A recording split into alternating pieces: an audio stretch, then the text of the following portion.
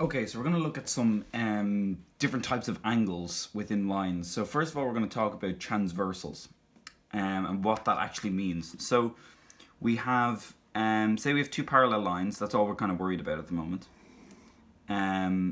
We've got two parallel lines. A transversal is just a line that goes through two lines. Okay, so a transversal of these could look like this. So let's call this line L and this line M. And you'll notice from this transversal we end up with a load of different angles. So I'm just going to number these angles. Here's going to be number 1. This one in here is going to be number 2. We're going to call this 3, 4. This one's going to be 5, 6, 7, and 8. Okay.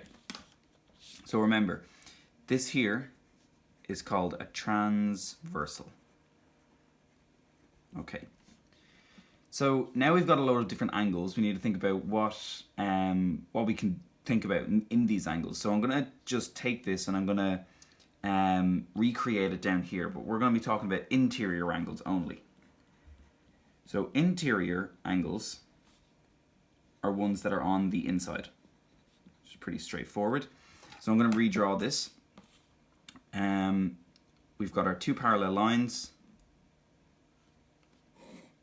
We've got a transversal doing something like this, and the interior ones from this diagram up here are 2, 7, 3, and 6. So they're all on the inside of our two lines. That's why they're called interior angles.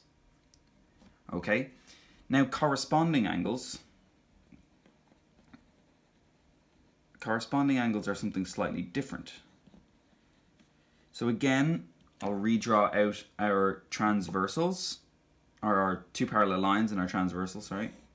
So there's our two parallel lines, and the transversal goes through. And what alternate or corresponding angles are, is if we had one up here, I'll do these in different colors actually so it'll help. So if we had one up here, looking at this diagram, the corresponding angle to 1 is number 3. So 1 corresponds to 3. They're angles which are in matching corners. So if you think about it as, if we just look at this, the top left-hand corner of this transversal is the same as the top left-hand corner of this transversal. So that's number 3 and number 1. Okay.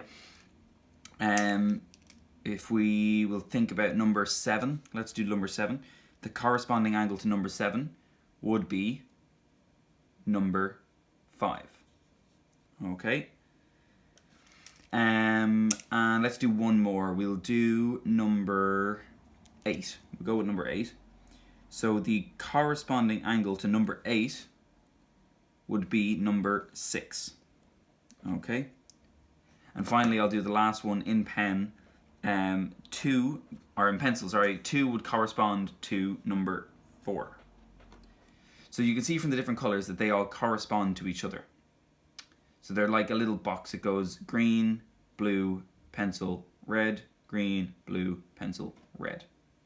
Okay, so that's corresponding angles. Now, finally, we have something called alternate angles.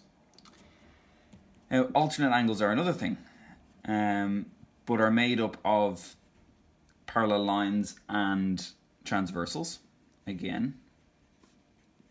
So we'll redraw this out. So again, we only talk about these with parallel lines. So we need 2 of them, and they're lines that'll never meet. And then we have a transversal going through it. And we'll start with talking about the number 2 from our last one. So this number 2 is here. And an alternate angle just means it's on the kind of opposite side of it. So 2 and 6 here are alternate angles. We'll do one with maybe number 7. We'll do this one in green. So 7's alternate angle is also this one here, number 3.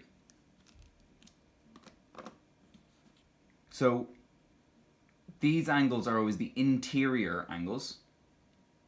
They're the pairs of angles on opposite sides of the transversal line. So here's the transversal line, and they're the pair of angles on the inside of these. So that's our alternate angles.